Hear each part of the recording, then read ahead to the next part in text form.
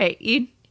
Successful. Odd one. Curveball. Different. And it was funny because I didn't even think about it before we got jumped on. But literally, as I'm starting to talk, I'm like, oh, I bet some people are going to disagree with this. Because you knew if we discussed it before, we'd never get to the podcast. So I'd be like, let's break down this whole scene. Yeah.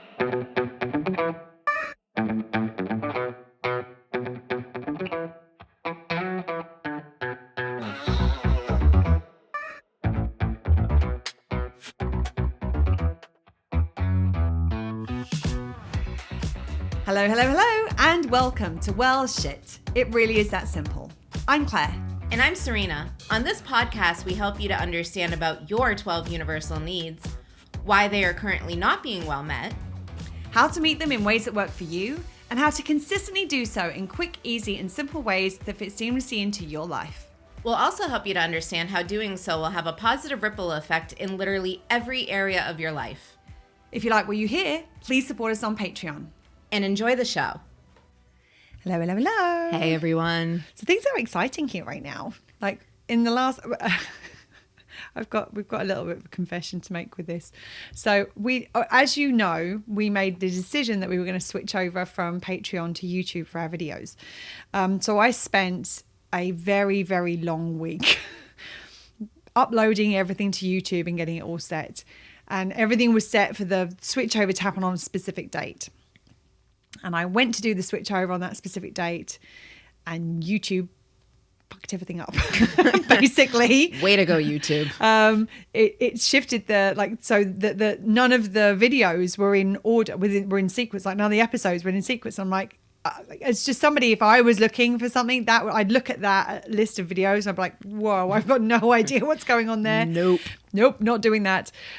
So we did go live, and then I spent the next week or two, was it? I don't even know how long it ended up being in the end, doing the exact same thing again and putting everything up in sequence, like one at a time this time. So it was a big project, let's be honest, but it's been a really productive project because we've already had 500 views in the last couple of weeks, which is exciting for us. Yes. One of the things we've noticed on there, though, is a lot of people who are watching our videos are not yet subscribers. So if you're watching the video right now on YouTube, be sure to hit subscribe and hit the little bell so that you'll get notified when our new episodes come out. But yeah, it's cool to see, and people are finding, we're getting comments from people who don't know us and we don't know where they're from different places. Seeing, it's really interesting also seeing which episodes are really the ones that people I think the top episode at the moment is how to say no when it's really hard, and I'm like, oh, it's interesting seeing that one, and how toxic is toxic positivity. Those are the top two at the moment. So it's really interesting seeing the things that people are obviously really interested in and looking to find out about. So that's all exciting. So if you haven't checked us out on YouTube yet, go on over and have a look, because if you haven't seen the video, I mean, Serena's facial expressions are worth it alone. Just that alone. What about my dance moves? And that also, you sometimes get? You get to see Mr. Niggles in person, a little niggle monster from the Clearing Niggles episode, who is popping up to say hi right now. So if you haven't seen him yet, with the backpack, I want to get a little modeling walk. And you go, pose and pose. Show the backpack. Bend over. If you're just listening, I mean, just go and watch the video. Just watch it. That's all I can say. My backpack. Too sexy for my backpack. What you think about that? Too much coffee this morning? Maybe. I mean, I'm entertained. I don't know about anyone watching, but you sit there, Mr. Niggles.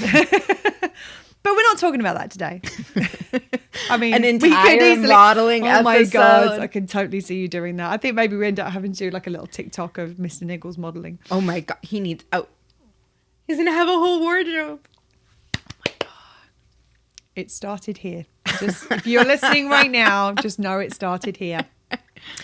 But today we're not talking about any of that. We're talking about what happens when something we don't enjoy doing meets our needs. It sounds kind of like a contradiction, It doesn't does. it? It does, because you kind of generally think of needs meeting as being enjoyable. And most of the time it is. Most of the time we do things and it's like, ooh, yeah, we're enjoying what we're doing right now. That feels good. That feels good. But there are kind of two kind of variants of this sort of doing something that we don't enjoy that meets our needs. The first obvious one is things that we have to do to get our needs met. Like, it's funny, like, I remember when we first started talking about this, Serena was kind of going through like grocery shopping and cooking and dishes and those sorts of laundry things and sweeping. And do you want me to keep going? No, we're good. Down the rabbit hole we fall. So those were the things. And you know what? I've got a really odd one that I think a lot of Try people... me. Yeah. Sleeping. Now, don't get me wrong. I like a good night's sleep and I like relaxing. But as somebody who likes to do stuff and a lot of the time has a lot to do, I find sleep really annoying at times. I'm like, I don't want to sleep. I've got shit to get on with right now. But let's be honest. We all know that if I don't sleep, chances are what I'm going to do is probably not going to be worth much of anything. So, as I said, I just thought it was one of those sorts of people who'd be like, wait, and I know people who love sleep. They love sleeping. Don't get me wrong, I like relaxing. And I like the feeling of having a good night's sleep. But sometimes I find it difficult to go to bed at night because I don't want to go and sleep. I want to do things. I want to watch the episode of something I'm watching, or I want to edit a podcast episode that I'm like in the middle of and I'm really enjoying listening to. That actually makes a lot of sense. Right? I sitting here thinking, I was like, well, I love sleeping. And I was like, but actually, yeah, you're right. When it's time to go to bed, I'm like, but I want to do this and I want to do this. And having been an only child, I get so much FOMO. Like if somebody else is doing something, I'm like, ooh, maybe I want to be doing that. What am I missing out on? But it's like, I love naps. When I choose to take naps, like those are great, but like actual. But I like naps, but I don't necessarily like napping. Like I don't want to go to sleep, but I like the fact that when I do nap, I feel better. Like I get annoyed by the fact that I want to take a nap. I'm like, I want to be doing stuff. I don't want to be napping right now. Like I like the fact that when I wake up from a nap, I'm like, oh, that feels better. I'm in a much better space. But the actual act of napping annoys me. Interesting. I don't think I ever knew that about you. No, I've learned to nap. I mean, I never used to be a napper ever. Like it was just not a thing. And then I dated someone who was from the Mediterranean, and like naps are almost compulsory in that culture. And it's like, so everybody would nap at a certain point. And I'm like, sometimes I would just carry on and do what I was doing. But then there are times where I was like, I'm aware that I'm tired and I'm aware that a nap is a good idea. And I'm aware that I probably need a nap to be effective in the thing that I want to continue doing.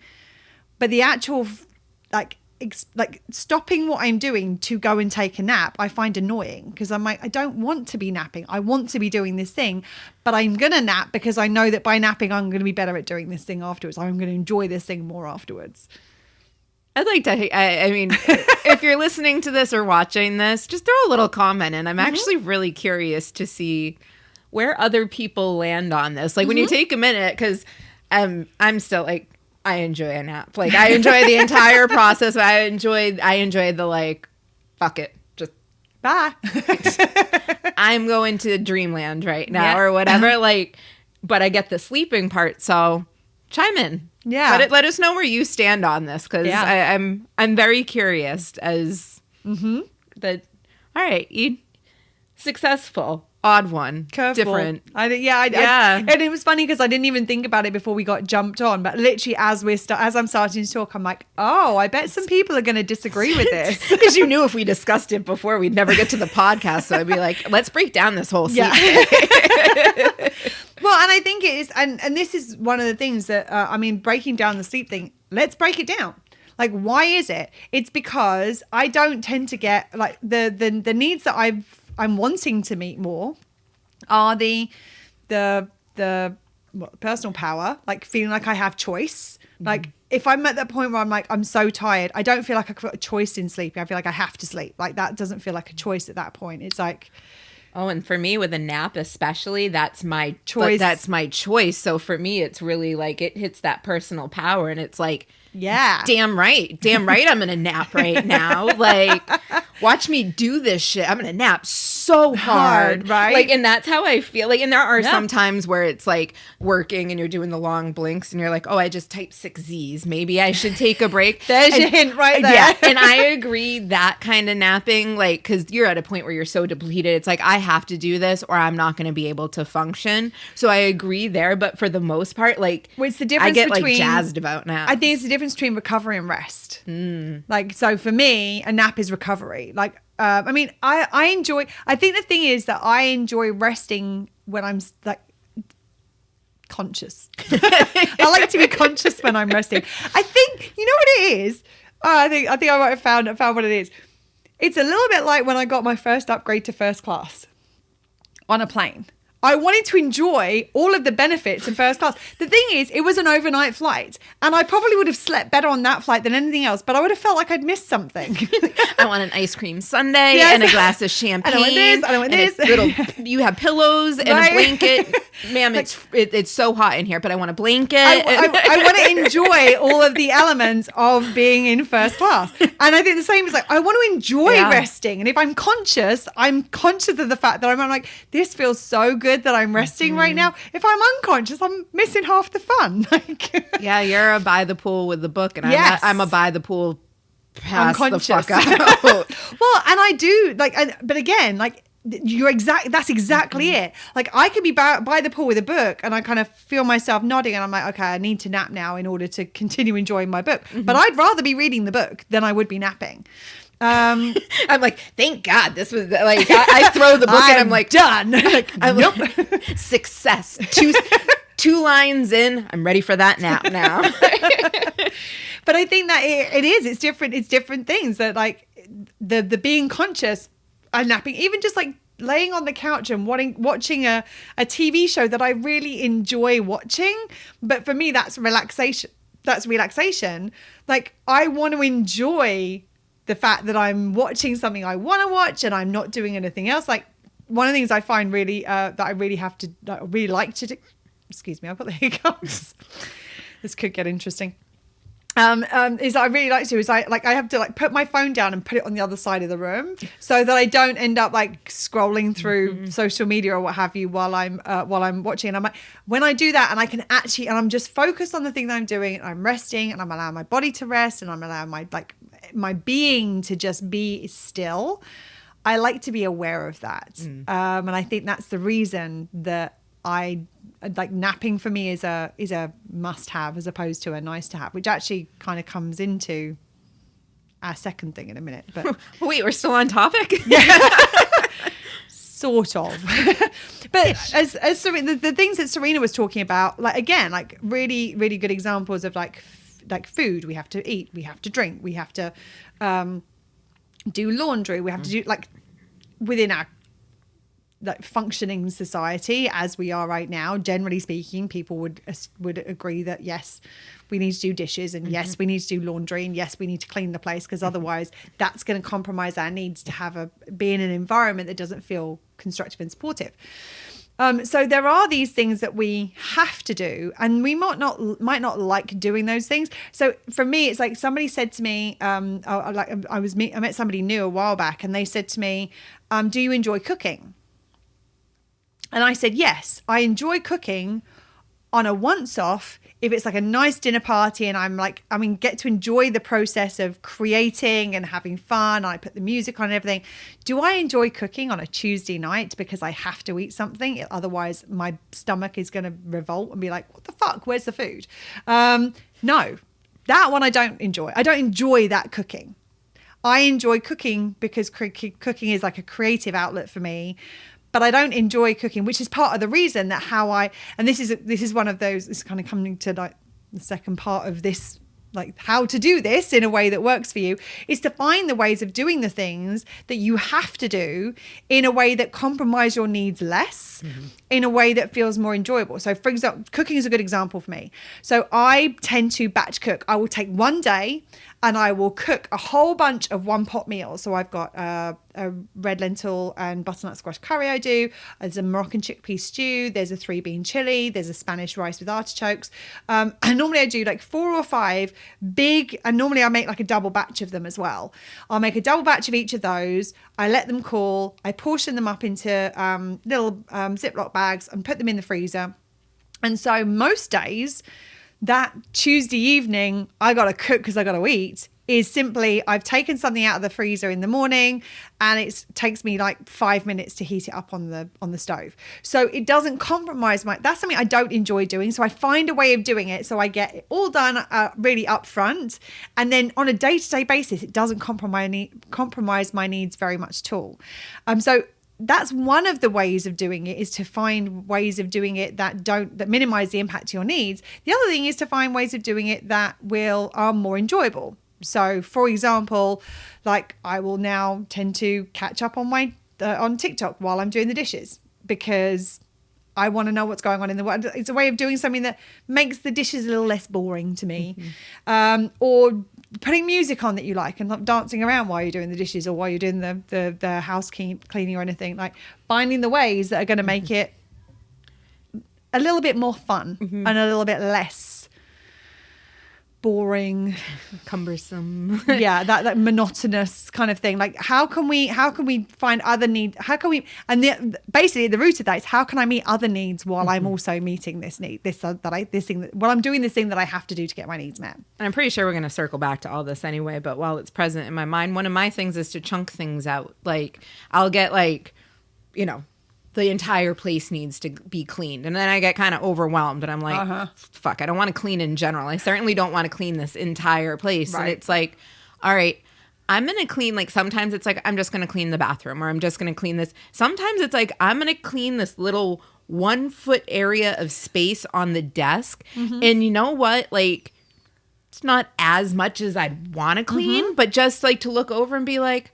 look at that. Look at that one little space. And then it's like, well, that feels good. All right, I have enough capacity to do the next foot. And then maybe that's, with the way that my brain works, then I look over in the kitchen and then I'm like, and there's the dish. And then I wash the dish. And then I'm like, and there's this. And I end up doing 36 individual tasks in different areas of the house. And then all of a sudden it's like, this feels better. Like it's like not one area is actually clean, but there's a clean space in all those areas, which in itself feels good. Well, and my way of doing it is that a great example is that I like to clean the entire house before we begin podcasting. It's a weird thing of mine. Because the energy feels better in the house once it's all clean. And I think that I want to record the podcast with good energy.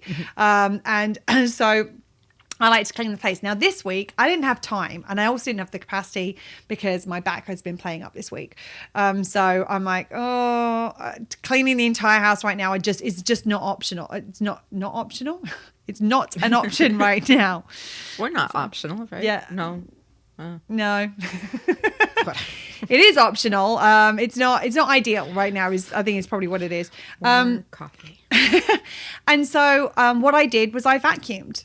I just vacuumed these 3 spaces that are here, like the spaces that are there's a hard like line between there's the living area, there's the kitchen area, and then there's the bathroom, and then there's a hard kind of door before the rest of the house.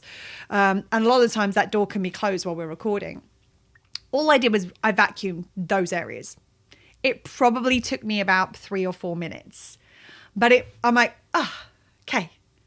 That feels better. Like, and so it's that same sort of thing. Like, I'm going to do a little bit everywhere, but actually it wasn't lots of little bits. I did one thing that covered, for me, several different spaces.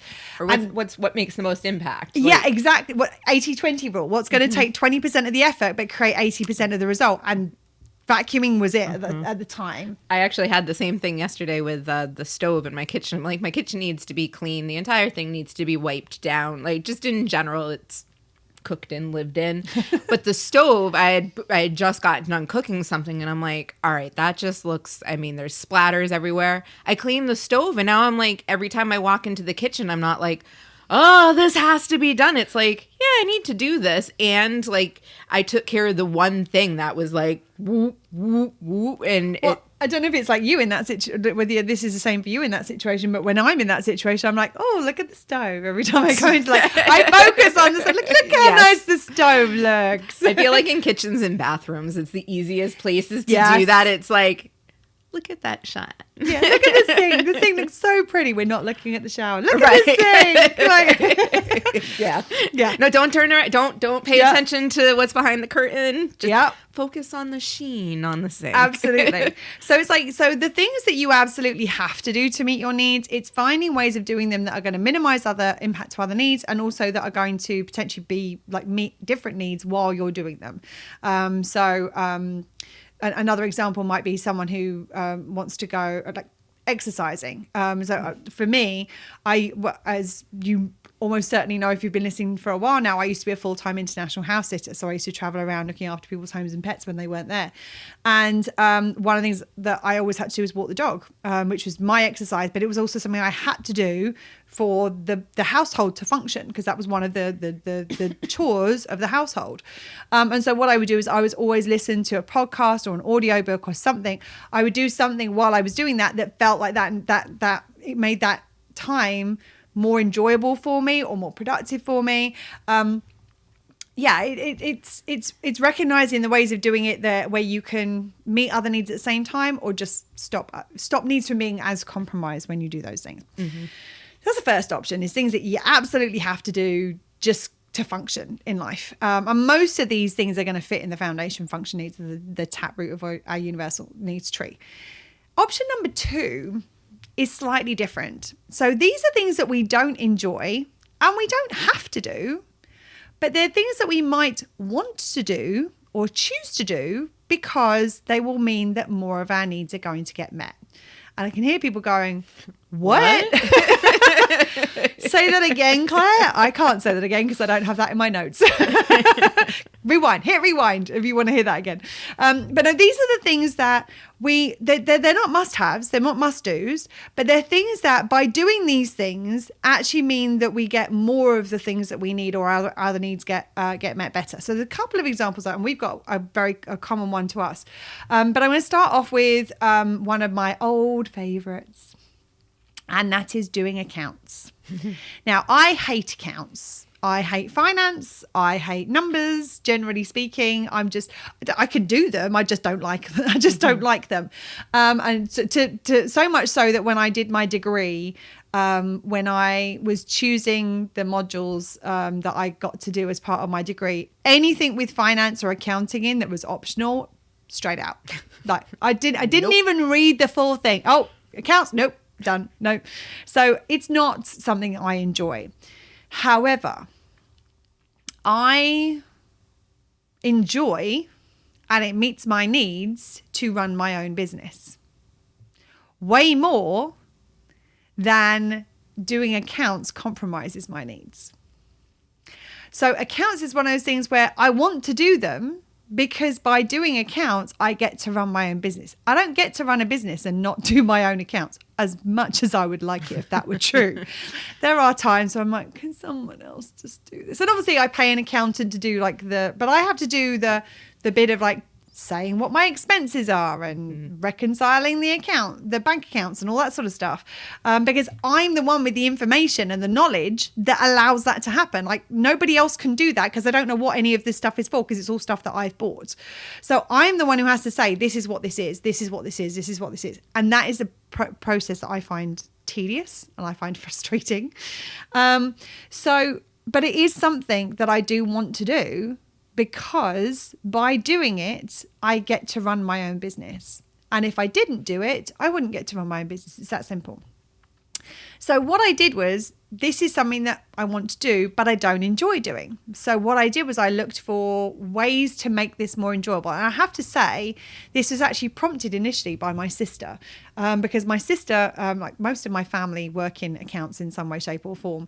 And at one point, she used to help me with my accounts process. And I remember I showed up to her house one day with all my kind of receipts and everything, so we could sit and do it together. And she was like, right, she said, I've got some chocolate over here. I've got this on the TV. So when you need a break, we can take a break. And this is something I know you'll like. I've got your nephew that I can like gonna hand over to you, and you can play with him like as a distraction when you start getting stressed. Because she knew that I didn't enjoy this process. So without even realizing what she was doing, she found ways of me getting my other needs met while I was doing it, or mitigating the needs being impacted while I was doing it. And I kind of took that as inspiration. So now I will tend to play a music I enjoy while I'm doing the accounts.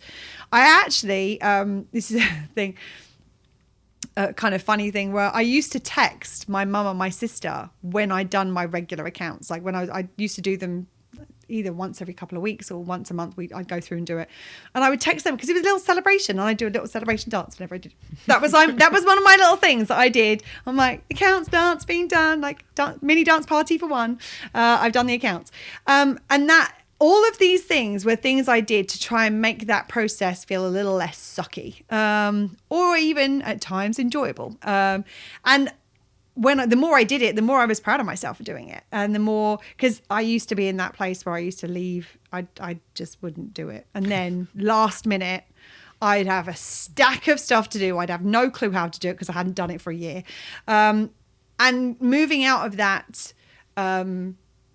process, I felt good about myself. Now, interestingly enough, over the last year with all the visa stuff, that all went out the window. So we're back in a backlog. But as soon as we get that cleared, we'll get back to doing it on a regular basis again, because I know that feels more enjoyable. I know it's easier, and I know it's going to make the process less challenging for me. Mm-hmm. And it's really nice when you can, I mean, if there's something you don't like, to have some enjoyment, because it's so often where I think in life and society, it's like, well, this is shitty, I don't want to do accounts. And then we make it an even shittier situation. So we sit at a table with like the lights low and like one light, and we're like, nope, I'm going to treat myself with a soda after. And like, you know what I mean? Like, just like to say, we almost make it shittier. Right. Like, and there's like the little things you can do, like music or a chocolate. Like, I never would have thought about that before. Like, that makes, like, for it's especially for you, I know that makes you happy in general, like a piece of chocolate in general. So a piece of chocolate, when you're doing something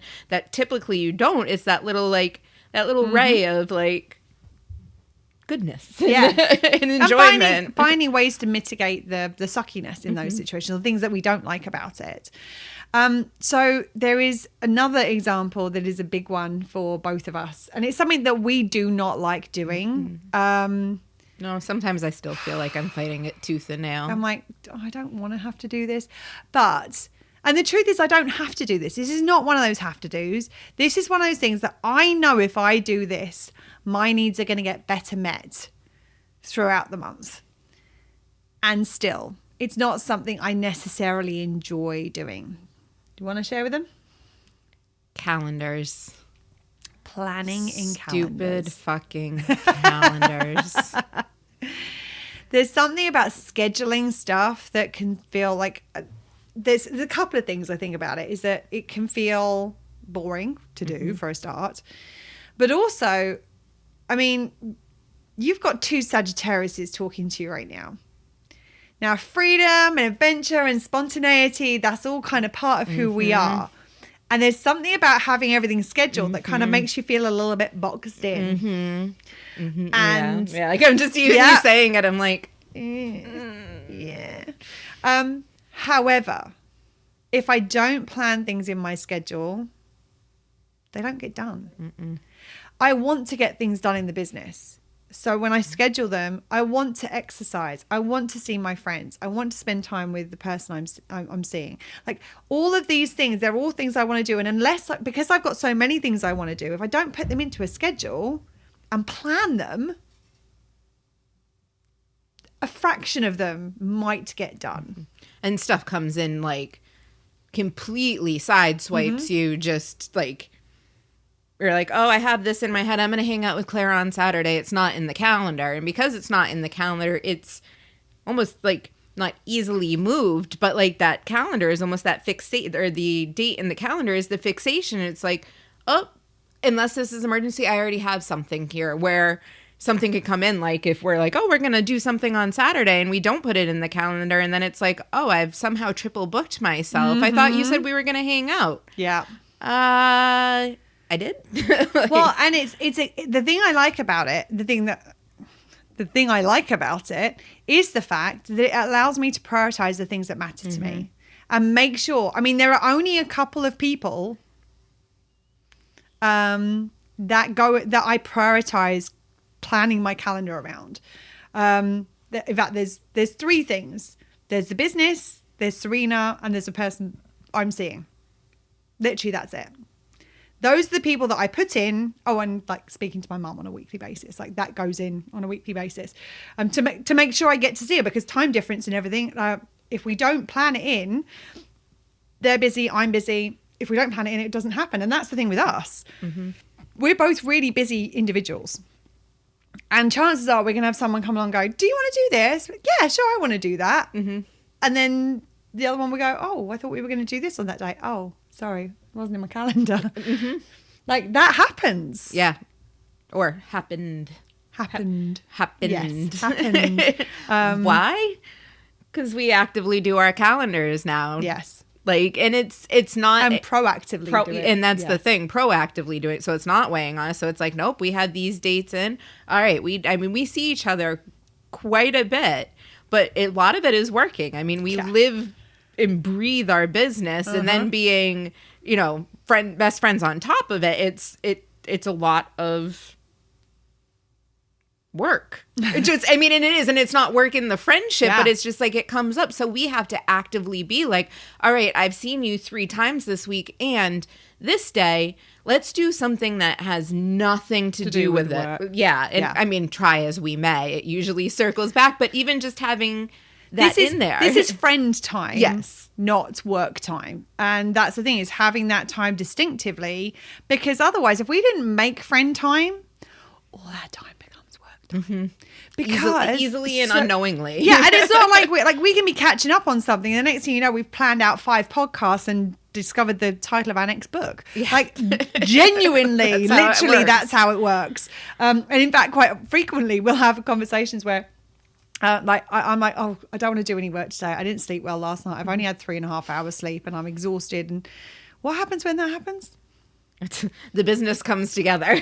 Like we do our best work in that situation. I'm like, how the fuck did we just do this? Like what? Where? Wait, how? What? We were going to end 4 hours ago, and now we have the next 6 months planned out. Like, I mean, genuinely. So it's, even when we plan to have time that we're not doing business stuff, business still can come up. But the key thing is we are prioritizing friendship time. And otherwise, if we don't do that between like my dancing and Serena's dancing and the other friends that we have and the other commitments that we have and meetings and clients, and like, honestly, I don't think we would see each other. No. And I think the same as like it with the calendar thing. I think, I don't know many people who are like, yay, I'm doing my calendar. They may exist. I don't know. I think my dad's a little bit like that. My dad loves planning. He plans planning, like literally. He has a calendar for his calendar. It's quite funny. There's a lot of planning that goes on in my family, so I've learned how to do it from a very young age. I think that's part of the reason. Like, it's part of me just wanted to like break free and be like, no planning, no calendars. But it would like anyway. Like we used to joke years ago that when we used to come over to Orlando on a like family vacation, like it was like a military operation. Every day was planned out. Like you knew everything you were doing every day and which day we were doing evening things. Like. Legit, it was planned, and a lot of the time that what would end up happening was that prior to the plan being formulated, he would plan for a day where we would plan what was going to happen, or the amount of times that we spent, and I kind of joke about it, but it's a funny thing for me. Like we would talk about how we're going to plan something before we would plan it. And I genuinely think that he enjoys planning. That is just something that he enjoys doing. It's something he likes doing. And there's no judgment about that. We've just we just realized that we don't like planning, but it behooves us. Ooh. Ooh. That's It behooves us to plan, because when we plan, we get more of the things into our time that meet our needs. And so our needs get better met. Something that just kind of came to me, being in relationship and marriage and all of that fun stuff. You know, you hear of people. That was like the least fun sounding, all of that fun stuff. Like, it's heavily laced with sarcasm. Do continue. Yeah, I'm gonna just mosey on from that one. Side to the left. But like planning date nights, you know, it's one of those things. Like, we shouldn't have to plan dates. We shouldn't have to plan, like, you know, we shouldn't have to plan anything because it's a relationship, especially when you live together. Yeah, like That's when it's more important. That's when it's more important, because 7 days out of 7 days, we could be sitting on the couch being in each other's presence, but not connecting. But when we have a date night planned, it's like, oh, this is the night we're going to do this. Even if it's staying at the house, like, we're going to have a game night tonight and we're just going to play games. It breaks the monotony. Yes. Of the everyday life. And like, a lot of times we're not thinking about it in the moments where we're like, oh, we could be doing something different. We could be on a date. And it's like, I think that the power of calendar. I can't believe I'm fucking saying that. Do you hear me right now? Like, I'm like, is this me? No, I actually do believe that, though. Like, the power of the calendar to, like, we don't like doing it, but it makes me, like, just thinking about it gives me a little bit of relief of, like, oh, like, I know the things that are important to me are going to get done, which is going to meet my needs, which is going to make me feel better, which is going to lead me to want to meet my needs more and to meet them in more consistent ways. That's going to start that upward spiral we talk about of feel good, feel good, feel good, feel good, feel good. Yeah. And in that, we then get to feel good and do the things, like with the calendar specifically, it allows us to then do the things that we want to do as well. So...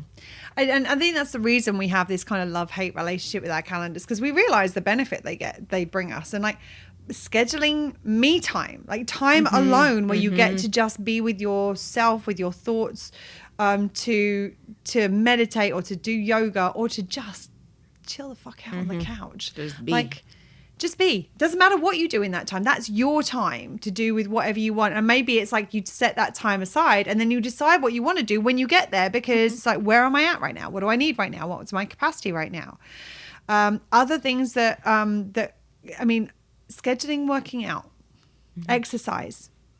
Like, the challenge with exercise is that unless you are somebody who really enjoys a particular kind of exercise, so often the associations that we have with exercise in our culture are negative.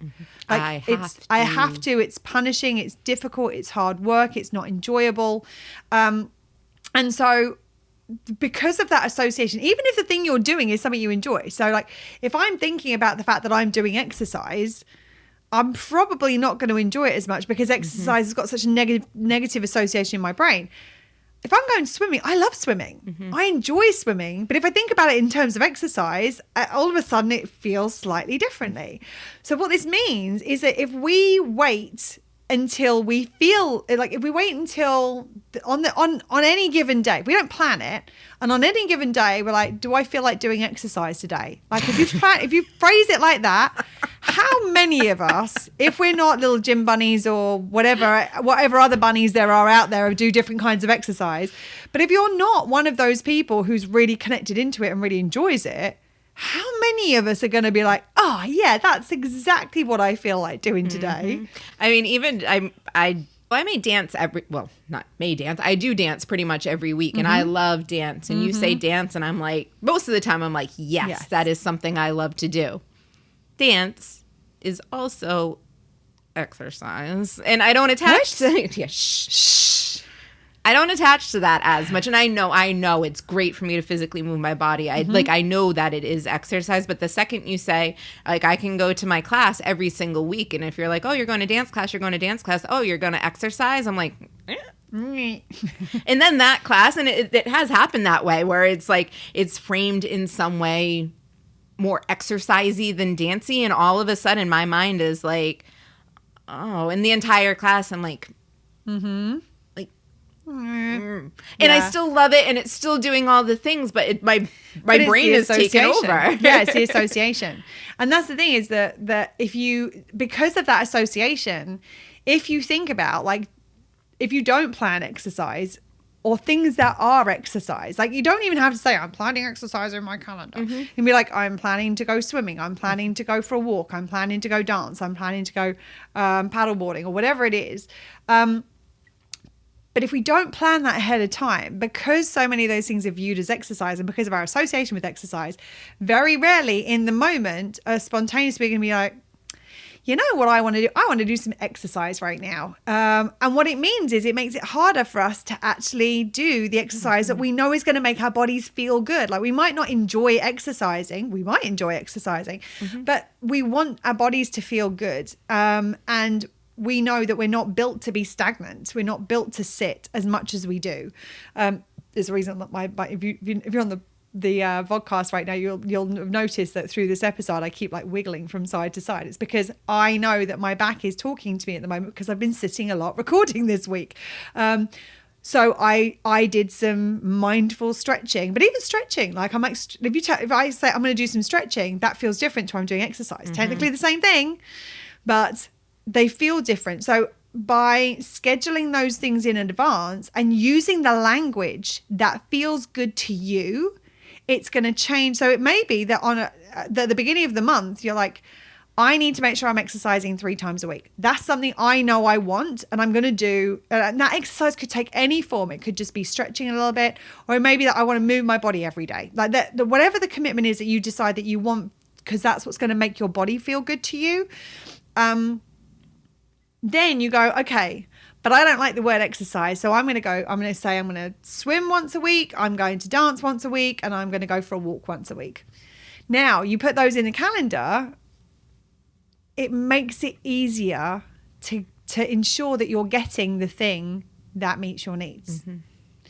More importantly, it helps with another thing, which is not nuance. That's my favorite word. Boundaries. This is Serena's favorite word. I feel like if you don't say it 3 times, like Beetlejuice, like you say it 3 times and it comes out. Like, I feel like there's another like, creature. Say boundaries, and this would be like, zoop, this wall's gonna come up in front of you. I feel like we need we have Mr. Niggles. We need a boundaries. Oh, I'm gonna need a nuance one then. We're gonna end up with a little collection, aren't we? Collect the whole line. I can see where this is going. It's an entire modeling show. I mean, if we have multiple of them, anyway, back to boundaries. Serena, boundaries. Stop. You want to share a little bit about how this is helpful for boundaries? Because I know this has been a big learning for you, and this is something that you found really beneficial. It's actually, now that I utilize a calendar, I set calendar dates that don't even exist sometimes as a boundary. Like, people who it's almost one of those things that people will ask, and it's like, my schedule is full, and it's like sometimes it is, sometimes it isn't. But then I go, and it gives me the option to go back in and be like, okay, I've prioritized these things because they're in my calendar. Something that I love getting done, body work. It's also a chunk of time in my day, which is hard to take away from. And I know that's a priority for me. I know that it meets my needs, and, it affects, it has definitely a cumulative? Or a domino effect on when I do or don't get it done. Yeah. So you'd think that would be every week I have to, because I do have, I realize there's a lot of privilege in that, but if I don't schedule it in, I'll go months without it. Something I love doing, something that's important to me, important for me meeting my needs. And now it's I have these time boundaries. I have these things. It's nope, this is scheduled in. This is my time for this. And it creates a container. And it's that's that time. And it reminds me of that thing of saying, of just because you're not busy doesn't mean to say you're available. And that's the thing, is that the interesting thing is that I don't think that what you're saying to someone is I have things planned in everywhere, and therefore I have another appointment at that time, and that's why I'm not available. I think what you're saying is I have a busy schedule right now, and so I'm not available. And I can go back and look at it and go, is there a way that do I want to make myself available? Can I shuffle things in order to make that? Because I think that's the thing, is that a lot of the time that's how we view calendars, which is like, if we have something booked in, we're busy. If we don't have something that's in our calendar at that time, we're available. And that's not the truth. No, and it's situational, and it's in the moment as well. It's like I may have 5 things in the calendar and I can add 6 and 7 more on that day, or I might I choose to, or it might be I may only have 1 thing in the calendar, but I know that thing has a lot of weight to it. It's going to take up a lot of time or mental space or emotional energy, like, and being able to set that boundary and then have that choice around it, being like, actually, I don't think it's good for me to meet with this person on this day because of this. Right. And, but next Tuesday, I have this much space here. Does this work? And then it gives me, it really, really, like, it makes my personal power need feel like all giddy inside, because it gives me choice, and it gives me the opportunity to be like, this doesn't work for me. Where before I had the calendar, it's like, yeah, I know I have to work from 9 to 5 on Monday, and I don't have anything planned on after work on Monday that I'm aware of in my head, because that's where my entire calendar is. Right. And then I commit to something and I get there and I'm like, I don't even want to be here right now. Like, I'm just not into it, whatever it is. So it's the... Well, and I think it's also been really good in terms of, like, I noticed it with you, like, probably going back about 18 months ago, with the kind of hard and soft boundaries, like with time boundaries, where it's like you would be like, okay, I've got a hard boundary at 6, which means I've got a soft boundary at 5. So I'm aiming for 5, but 6 is my hard stop. And for in a number of different ways, because you would use that to communicate with me. So it would be helpful in setting boundaries around our work and making sure that we're doing that. But actually, I think it was as much boundaries for yourself. Oh, yeah. And you being able to go, I'm setting this boundary for myself so that I can get the other things I need. Like, boundaries is actually a really good, another example of this, actually. One of those things where we don't necessarily enjoy setting boundaries, but by setting boundaries, we are able to get more of our needs met. So, like, that's another way that, like, calendars is one and accounts was one, but, like, boundaries is another really good example of that, of this. I don't have to do it, and I don't necessarily like to do it, but by doing this, it's going to mean that I'm going to get other needs better met. Well, and especially with the boundaries, like, you know, it also improves the relationships that you're in, because you're not compromising yourself and you're setting expectations. So when I do my hard and soft boundaries, Claire's expectations are set. So at like 4:30, we're not going to roll into something new when we both know. And it's like, she knows that I have the 5, I know I have the 5, and maybe one of us gets distracted and all of a sudden it's... But a lot of the time, we might be in the middle of something and I'm like, it's 5 o'clock. You said that was a hard boundary for you. I'm the one that checks in about the boundary, because I want to make sure that Serena's boundaries are being honored and respected, because I want her there when she's a yes. And if it's a no, I don't want her compromising herself to be there, because she's not going to do the best work and she's not going to be better resourced in terms of needs to mean that when we are there and together, either we're having fun because we're hanging out as friends, or we're doing great, productive, effective work in the business. I love boundaries.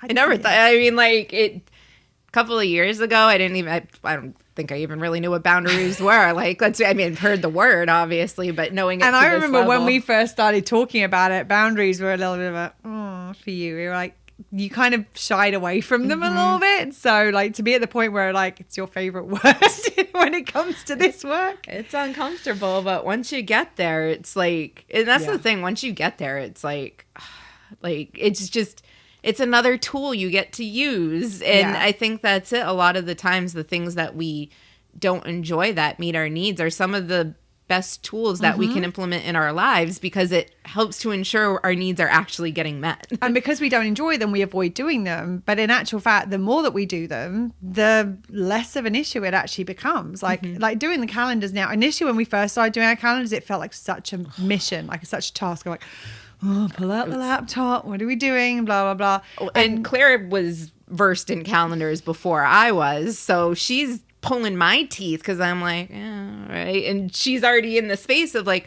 okay, I know this serves me. I know that we just have to get through this.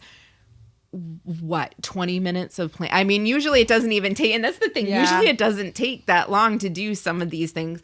And that's dependent on the situation. But sometimes we think about it and then it becomes this whole big thing. And it's like, oh, I have to do calendars. And it's like. Well, and the other thing I think it's important to say that there's kind of two things that come up. The first thing is in terms of like what you were saying about like initially it feels like this big thing. But actually, the more you do it, the easier it becomes. The same thing with setting boundaries. Like it's like that whole thing of like, oh, okay, boundaries. Oh, that feels like a big. You have to do a time boundary. Oh, are you sure? And I'm like, time boundary. Yeah. Time boundary. There it is. Time boundary. There it is. There it is. Sprinkle it around like glitter. Yeah. Oh, that was the second one. Sorry. Oh no. Bye. No, come back. Come back. Come back.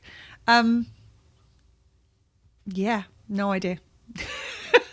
I mentioned glitter and you got And that was it. Sparkly. Yeah. Oh, that's annoying because I think it was kind of helpful. I think it was kind of important. We were talking about boundaries. Boundaries. Boundaries. Yeah, no. It's gone. Well, you never know. We've done little additions to our previous episodes. You might get one on this episode as well. Who knows? But I think that I think it's that thing where like, when something isn't enjoyable, we avoid doing it. The more we do it, the easier it becomes. But also, the more we do it, the more we actually enjoy doing it because we get the benefit of it. We go, oh, this is why I'm doing this. Look at all this stuff I've been able to do as a result of doing this. And I would never have been able to do that otherwise. I think it was about calendars. I can't remember. I'm desperately trying to claw it back, but I think we might have to just call it. Is there anything you want to add while that thought is flying around? No, I'm thinking about calendars. Yeah, I mean, the calendar thing it's not been an enjoyable process, but I think that's what we've realized through doing it is that actually the amount that it costs us, because when something's not enjoyable, normally it's because it's not meeting your needs, or it might even be compromising your needs a little bit. And I think that's where it comes to with us, with the like little Sagittarian thing, where it's like, oh well, we want to feel all like free and when something's in the calendar, it limits my spontaneity, and then it's like now I feel like I'm in a box. And so it feels like how I feel about boxes. That personal power need gets a little bit kind of squashed a little bit, or maybe just a little cramped. But in actual fact, we're choosing to do calendars because when the amount it costs us by doing calendars is nothing compared to the amount that it gains us by doing calendars. And then the doing calendars can actually, as I said, kind of feed that personal power need. So sometimes the things that you're doing that feel like they're compromising a need are actually supporting that need even better than if you weren't going to do them. Yeah. Does that make sense? That part. That part. I think that's it for today. Anything else you're going to add into the mix? No. In which case, I will say thank you for being here. Thank you for listening. Thank you for watching. We look forward to seeing you again really soon. Between now and then, remember to stay safe, to take care of yourself, and to continue to meet your own needs. Lots of love. Bye. Bye, friends. Okay, so we finished recording and I didn't remember the thing that I was trying to remember, but I did think of something else that I wanted to add. So you still get a little bonus this time as well. And that is that sometimes the thing that we don't want to do, taking a short amount of time to do it up front can actually mean that we get so much more of what we do want to do in the long term. So let me give you a couple of examples of this. I've got an example and Serena's got an example. So an example of this would be food planning. So it's about figuring out what are you going to eat on which days of the week and doing a grocery shop that means that you have everything in that week so that when it comes to, you don't have to think about it in the time that when you go to eat. Now, if you don't do this, and I've been in this situation in the past where like literally every meal you're like having a discussion about, well, what are we going to have right now? And once you decide, like you have the conversation, you're trying to decide, and the thing is, you're out of the, like, a lot of the time you're not in the mindset of like thinking about food. It's not like you've done all your food thinking in one go, but you're doing something else, and now all of a sudden you go like, what food? Well, I don't know. What do we got?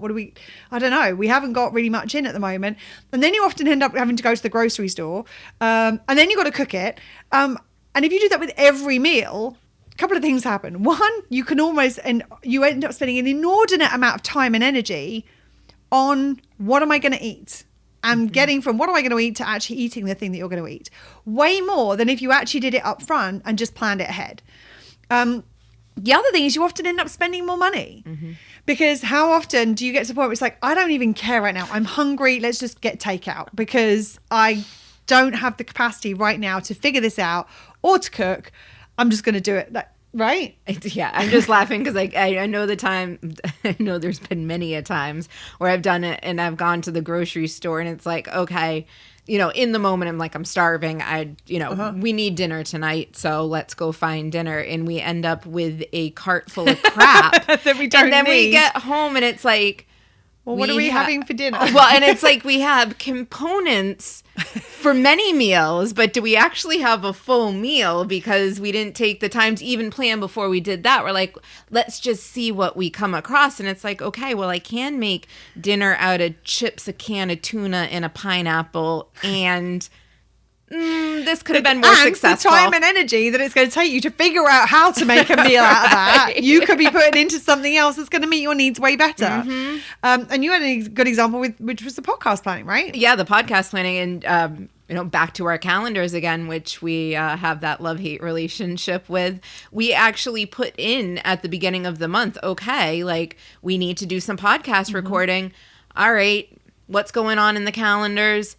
Let's put it in for this week. And most of the times we actually stick with it and it happens that way. What would happen before we started actually planning and putting this into the calendar as this is a recording day, we'd kind of play it by ear and we'd be like, all right, like maybe this week. Like usually it would start on Monday and it's like, all right, well, maybe, we can record on Wednesday. So then we have to figure out the episodes. We have to make sure we have notes on it. We have to flesh out the content of it.